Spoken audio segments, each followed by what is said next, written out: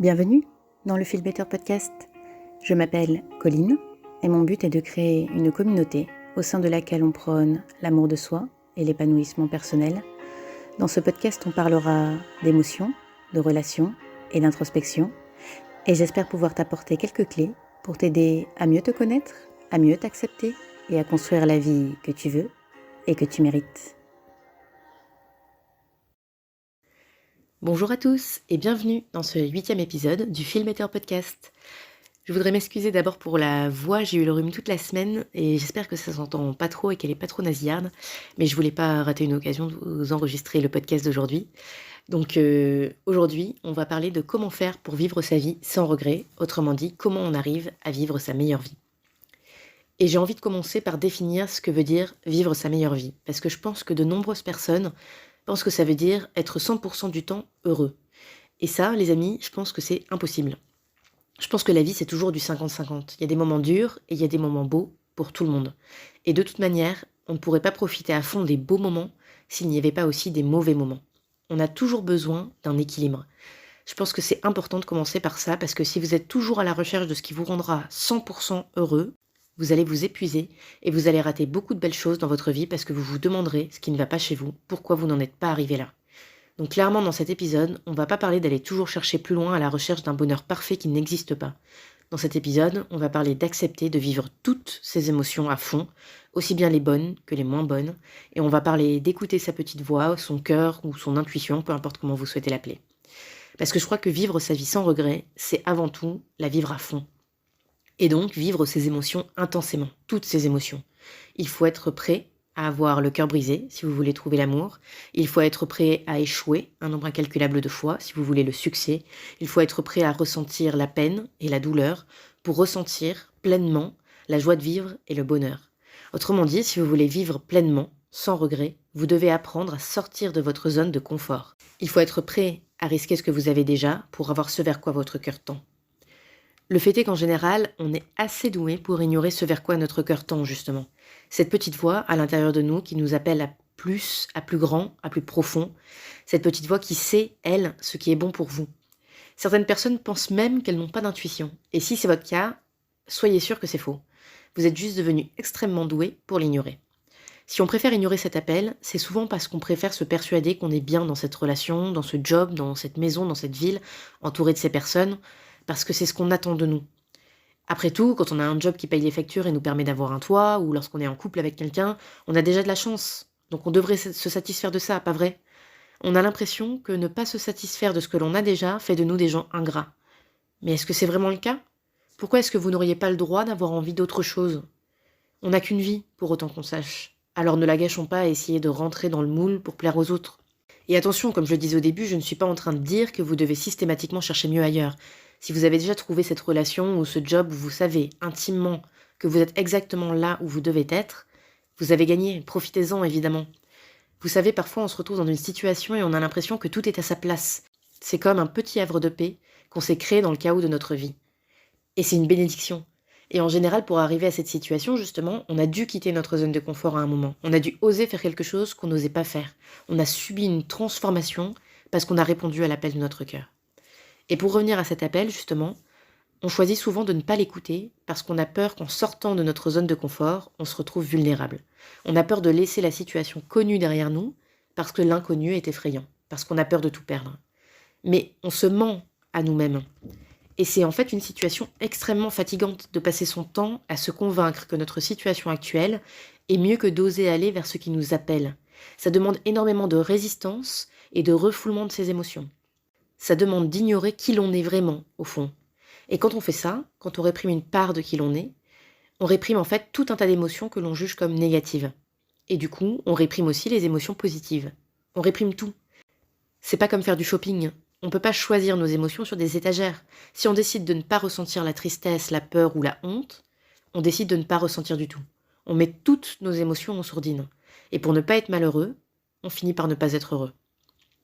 D'ailleurs, il y a plusieurs philosophes et écrivains, comme Schopenhauer par exemple, qui ont décrit le bonheur comme l'absence de souffrance ou de malheur. Et je dois dire que cette définition me laisse extrêmement perplexe. On peut être ni heureux, ni malheureux. On peut se traîner dans cet état de spectateur de notre propre vie, plus occupé à éviter la souffrance, sous quelque forme que ce soit, qu'à véritablement chercher le bonheur. Et je crois que c'est la maladie de notre monde. Si vous écoutez ce podcast, je vous invite vraiment à chercher à vivre pleinement, à chercher le bonheur total, l'extase, l'amour fou. Est-ce que ça vous amènera à vivre des déceptions, à avoir le cœur brisé, à ressentir la tristesse, la douleur et parfois même la honte? Oui, indéniablement. Mais est-ce que ça en vaut la peine? Oui, bien sûr. Parce que vous saurez de quoi vous êtes capable. Vous aurez vécu des choses qui seront si précieuses que vous n'aurez pas envie de revenir en arrière. Ne pas oser être heureux parce qu'on a peur de perdre ce bonheur, c'est se condamner d'avance. Peut-être que vous le perdrez un jour, mais vous l'aurez vécu. On dit souvent que l'ignorance, c'est le bonheur. Mais je ne suis pas d'accord. L'ignorance, c'est le confort, parce que c'est l'absence de responsabilité. Mais si vous cherchez vraiment à vivre votre vie sans regret, à vivre pleinement, vous devez prendre la responsabilité de votre vie. Il n'y a pas d'autre option. Vous devez accepter de tout vivre, le bon comme le mauvais. La bonne nouvelle, c'est que lorsque vous prenez l'habitude d'aborder la vie de cette manière, lorsque vous prenez l'habitude d'oser, de vous frotter aux difficultés, d'échouer parfois, c'est en fait de plus en plus facile. Car notre cerveau a une incroyable capacité à s'adapter et à relativiser. Il déteste l'inconnu, mais lorsqu'il a compris que l'échec n'est pas une fin, lorsqu'il a compris qu'on ne meurt pas d'un cœur brisé, lorsqu'il a compris qu'il apprend même des leçons importantes lors de ces événements, il est plus enclin à le refaire. La résistance au changement est moins grande. Notre capacité à nous relever après une perte, un échec, est plus élevée. C'est comme tout le reste dans la vie. Plus vous vous exercez, plus ça devient facile et intuitif. Et au-delà de ça, plus vous prendrez l'habitude d'écouter cette petite voix à l'intérieur de vous, plus vous serez à l'écoute de ce vers quoi votre cœur vous appelle, et plus ce sera difficile pour vous de ne pas être vrai avec vous-même. Plus votre tolérance à vivre quelque chose qui n'est pas aligné avec qui vous êtes va baisser. Et plus vous serez tenté de sortir de votre zone de confort pour aller chercher ce nouveau challenge, cette chose qui vous fait vibrer. Plus vous allez ressentir pleinement.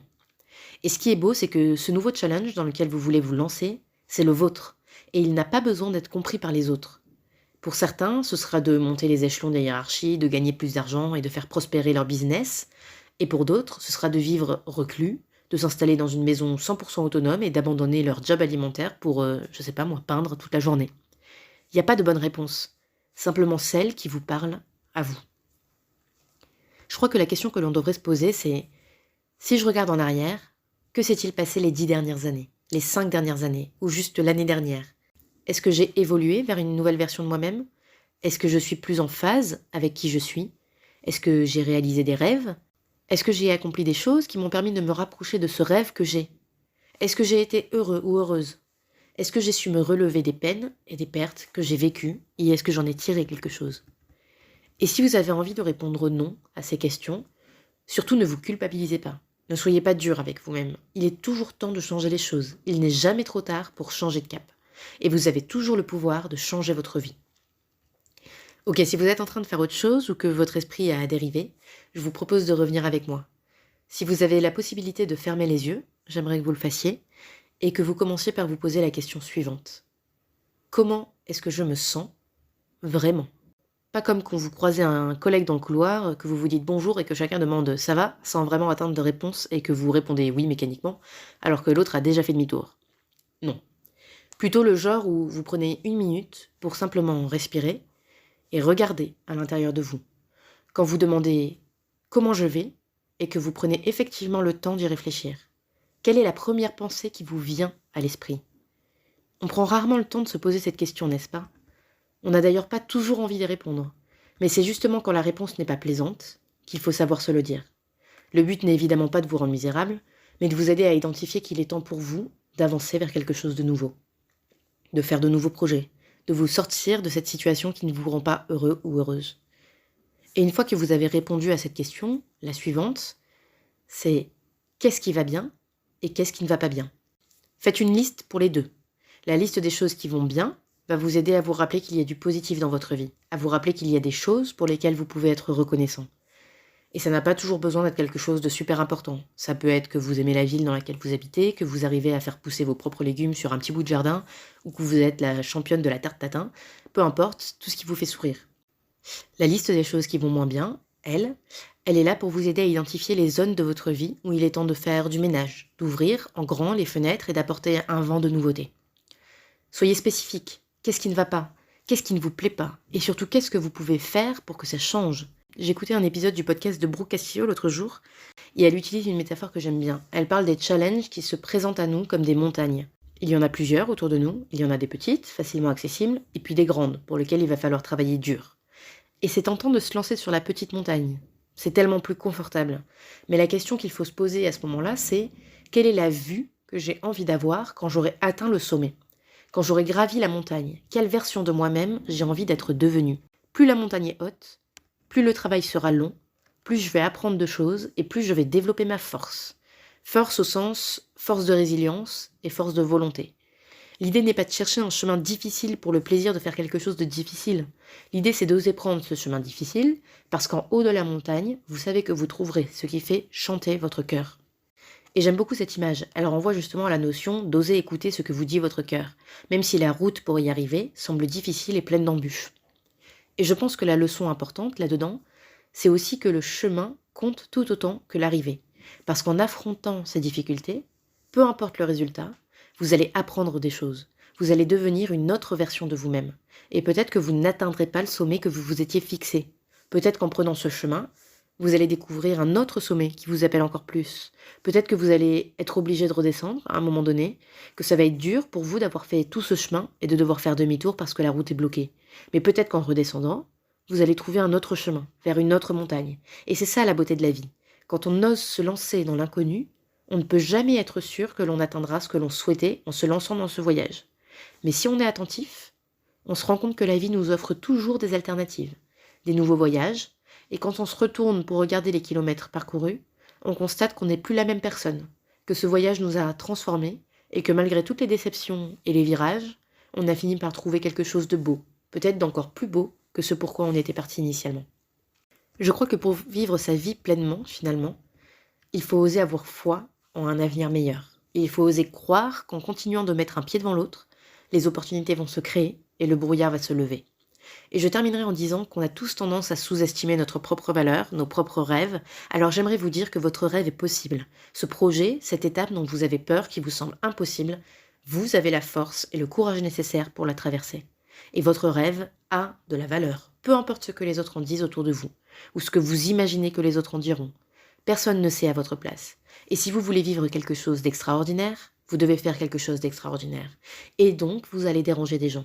Parce que dès qu'on sort de la norme, on dérange des gens. Et c'est ok, c'est pas grave. Ce sont juste des gens qui essaient soit de vous protéger à leur manière, un peu maladroitement, soit qui ne veulent pas affronter des gens comme vous, qui sont prêts à écouter leur cœur, car ils sont eux-mêmes trop occupés à ignorer le leur. Et j'aimerais vous poser ces dernières questions. Êtes-vous prêt à vivre avec le regret de n'avoir jamais essayé ? Êtes-vous prêt à vivre en ne ressentant ni joie, ni bonheur, parce que vous avez préféré vous protéger de la peine et de la souffrance ?